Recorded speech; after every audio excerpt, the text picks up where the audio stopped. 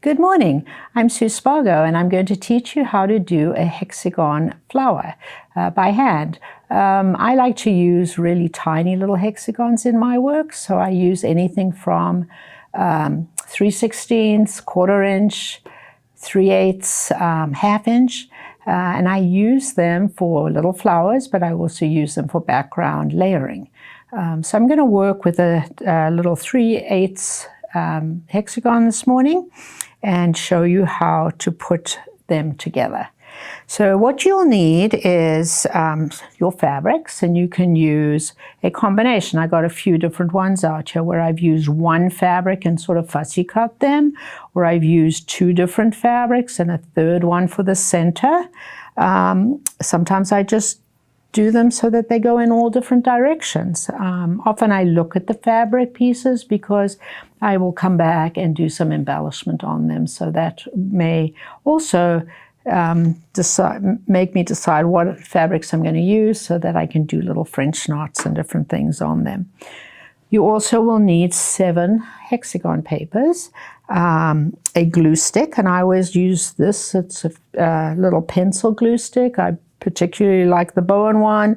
Find that the glue is nice and smooth in it and not chalky like some. So that's my glue stick. I'm going to use my 60 weight Afina cotton thread, and I'm going to use my applique needle, so 11 short darner. And at the end I'll show you I'm going to use a pair of tweezers, and I have a pair of scissors to cut them out. So that's about all you'll need to get started. So the trick is, because I'm using a glue stick, is to be very, very light-handed with the glue. If you use a big chunky glue stick, you get too much glue on them, too much on your fingers, and then it's very hard to remove the papers at the end. So I'm just going to use a pencil glue stick, and this is how I do it. I just pick up my one little hexagon, and that's enough glue just for me to lay it on here so that I will be able to cut it out without the paper falling off. So now I'm just going to cut it out, sort of depending on the size, whether it's a sort of scant 1/4 or a 1/4 inch. Oops, I lost one. But you can see generally they'll stay on there, and I'm just going to cut around this, just like this. Okay.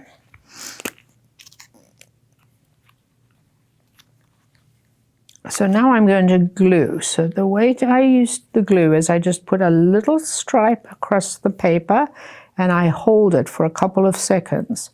Then I go onto the fabric and the paper and then hold it again for a couple of seconds like this.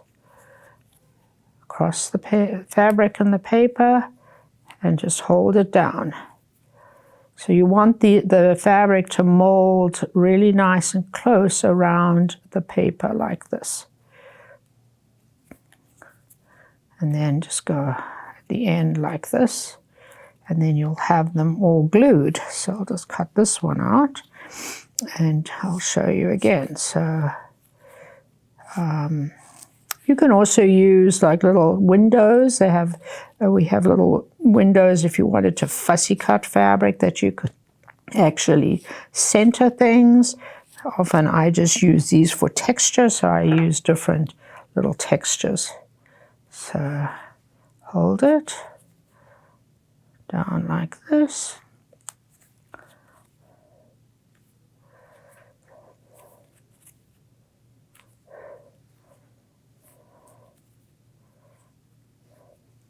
And so I always make sure they mold nicely and they look great, and then there they are, nice and flat.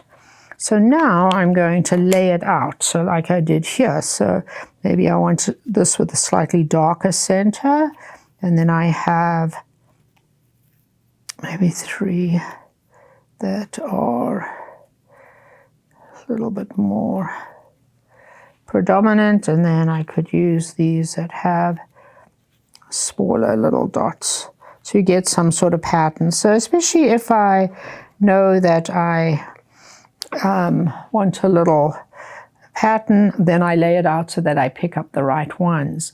The other tip is when things are fairly similar, I always do a little X like this on the center so that I always know which is the center. So what I'm going to do now is, I'm going to just start on this to show you. I'm going to pick up the center and I'm going to pick up the outside one, and I'm going to do a little whip stitch, but I'm just going to show you first how to do a quilter's knot. So as you hold your thread like this, you're going to bring the tail underneath these two fingers to form a circle, and you're going to wrap 3 or 4 times, hold your wraps, and pull it all the way down, and you'll have a nice little knot at the end like that. So now I'm going to pick up the center one and an outside one and put these right sides together. So I'm just going to whip across here. I see I have a pencil, so in a minute I will just draw an X on the back. So I'm going to come up, and so I'm making sure that these 2 points meet really well so that they fit together really nicely. And I always do a little knot, so coming through the loop at the beginning and the end of every row. So you're going to start stitching, and you'll stitch just above the paper. And you'll know because you can feel if you go into the paper, but you're just taking a very shallow stitch, just picking up 1 or 2 threads. And at the same time, I'm keeping my stitches nice and snug so that when I open it up, I'm not going to have lots of little air spaces showing. So I'm going to go across like this, all the way across. So we're going to stitch all the way across here with a nice tight little whip stitch. And when I get to the end here, we are going to do another little knot like that.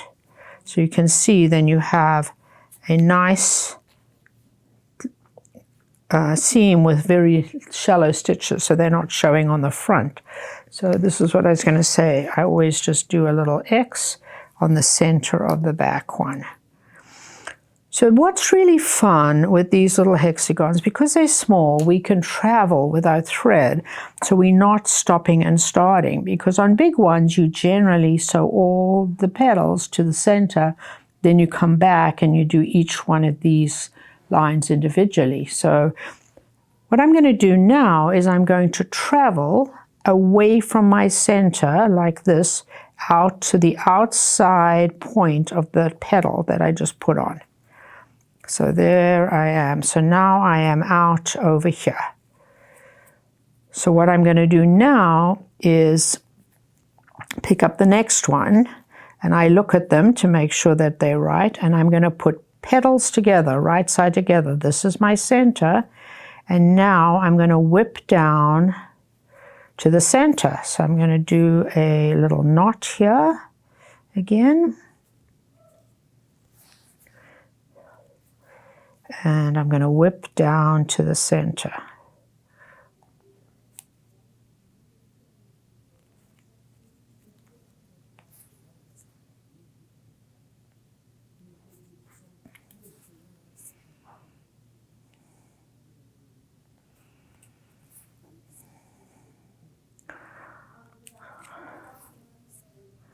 So I'm down to the center here. When I get there, I'm going to do another little knot. So I'm going to do the last little stitch there. And then do a little knot. That'll secure that side.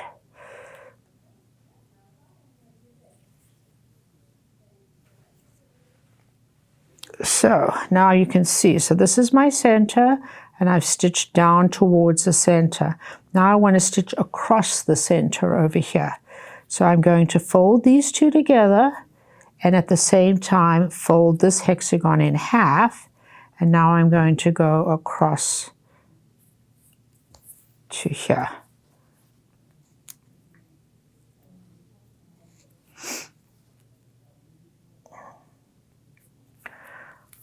So basically what you're doing is when you get to the end of this little L that you've done, you are going to do your knot, and then you're going to travel out to the petal. So if you travel the wrong way, you end up having to, finish your thread and start again because you'll be in the wrong place. So let me go to here. So I'm at the corner, and I'm going to do a little knot again right here. And so then I've gone, so this is my center here, and these are my 2 petals, and my thread is down here at the center. So now I'm going to travel out to the petal here. So now I'm on the outside of the petal, and I'm going to pick up the next one, make sure it's the right one, right sides together, and I'm going to sew down to the center and then across this way. So basically what you're doing is you are going to be always traveling out to the outside, then sewing down to the center and across. Travel out, down and across. Travel out, down and across. So then you'll get to the end where you have the last one to put in, and you'll travel and you'll stitch down, across and out here, and then the whole thing will be together like this. What you're going to do then is take it to the ironing board and spray it really well with your flatter and steam it. So why I'm doing that is they'll come out really nice and flat, but they will crease the outside edges really well so that when you take the paper out, you can just sew it right down. So here's one that still has its papers in. You can see I've marked the center. It's nice and flat. It's been sprayed. So now I'm going to use my tweezers. So I leave them to sit for about 24 hours. That's from when I glued them. So if you glue them earlier and then stitch them a little later, you can probably take them out immediately. And I'm just going to use my tweezers and just release the seam allowance. And you can see it doesn't take much, and in fact, often when they've been sitting a long time, the papers just start to fall out because the glue is now all dried up. And then I'm going to take this paper out. So on the outside, I'm always careful. I use a flat pair of tweezers like this, just gently. So the trick, like I said, is not a lot of glue, and also to use a pencil glue stick. And then you're going to take them out. So you can see how nice this edge is. It's all pressed and ready to be able to stitch down. They're all out of here, and it keeps its shape really nicely. So I do not iron them again, because if one of these is not positioned correctly and you iron it, you'll never be able to get the really good hexagon shape. So once you've done that, you're just going to place it on your background right here, like this, and you're going to sew it around the outside. And then I came back, as you can see, and did a little bit of stitching in it with the trailhead thread, so you can embellish it. So it's just a little accent with a different shape on our background. So you have fun making hexagons and adding them to your projects.